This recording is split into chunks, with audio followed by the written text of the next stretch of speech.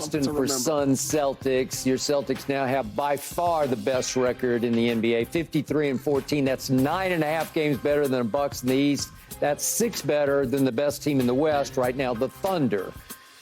But are the Celtics clearly, by far, the best team in the NBA? You can't say clearly because they lost to Denver twice, and Denver's the defending champs.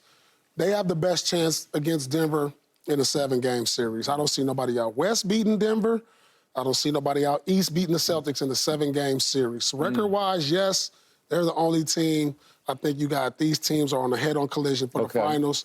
And I got the Celtics winning in 7. Okay. So you don't think Milwaukee with a healthy Giannis and Dame and Middleton and Lopez and Bobby Portis and company? I like Milwaukee a lot. And they got the ingredients of a championship team. But that's a bad matchup. The Celtics are a bad matchup for Milwaukee. Because when you got athletic wings against Milwaukee, they don't have the athletes to compete on the wing. You got Middleton, who's been in and out of the lineup, dealing with injuries. I'm not sure he could keep up with Jaylen Brown or Tatum. No. We saw what Jimmy Butler did to them last year. And it's just not a good matchup. Drew Holiday can match up with Lillard. You got White, who can match up with Lillard. We got 2 of the best defensive guards in the league. Really good. And then if we need to put length on them, you can put Jaylen Brown over there. This is a bad matchup. No, I understand, but what you say about the history of them shrinking when it comes big time. Who shrinks? I'm talking, come on, man. Who shrinks? Boston. Jaylen. I'm talking about the team. Tatum. I'm just talking about the team in general. I ain't pointing individuals I mean, out. they've been to the conference finals 4 or 5 times. They've been to a finals. You got to understand, their stars, Key, they're 26 years old. Yeah. They're 26 years old. You know what I'm saying? So they've been through played like 8 years, you know, like but they're going through their growing pains. This is how the traditional NBA teams who started dynasties developed so you're saying that Boston get ready to start a dynasty? I think they're on the way to a dynasty. Every dynasty that we've seen develop went through their growing pains. Only one who didn't was San Antonio. Because once Duncan got there, they got rolling. We've seen Chicago go through their growing pains with Jordan. We've seen Golden State take their lumps when they're young, and they got over the top. If they win the championship this year, the Celtics, I believe they're going to win in the next 5 years 3 championships. So you're taking Missoula over Doc is what you're telling me? This year? We're just taking the Celtics over the Bucks. But you got to factor in the coaching. Yeah. You got to factor that in. You got to factor in adjustments. You got to factor in all that. has had a year under his belt now. And I think he's turned into a great leader for them. They respect him.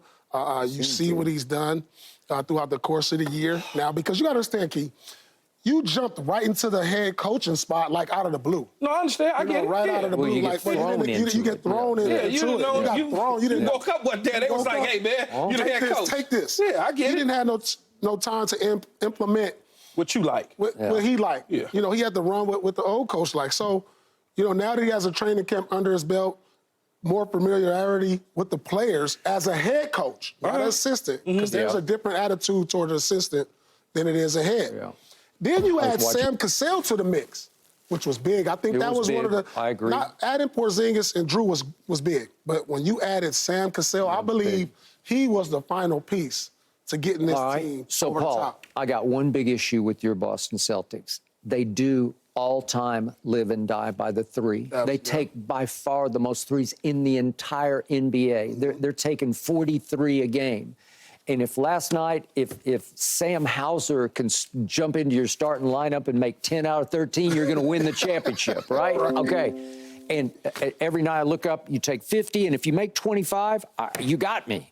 But there are nights when the 2 J's, when Jason, Jalen, they just go cold because it happens. There are humans, okay? And it's a live or die shot. And when your 2 biggest guns just go ice cold, I look at the body language of your team and they're looking around like, now what do we do?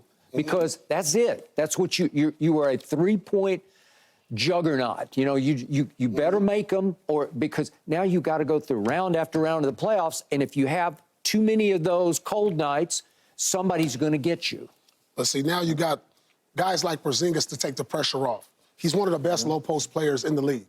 Now you got Drew Holiday, Derek White to take those pressures off. Listen, I love Drew Holiday. Listen, he is the guts and conscience of your squad, man, because he is a winner of the highest caliber. I give you that. And you got a guy in Drew who could be like, hey, guys, let's take the ball to the basket. Okay, yeah. You know, we're settling for He too is many that guy, threes. yes. He is that guy. Yeah. And so I think just adding those two guys, having a Sam Cassell over there to say those things too, a guy who's respected on the sideline, I think that's going to factor into this run.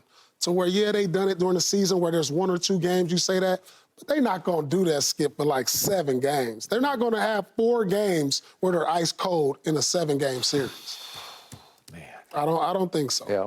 Well, at least you're giving Denver some respect because they got you twice. You got to respect Denver. Yeah. I mean, they're the champs. They beat them twice, once in Boston, once in Denver. And in both games, it could have went either way. Yeah. You know, and that's just showing me these are 2 championship caliber teams. And that's what the people want to see. We don't want to see the Lakers no more.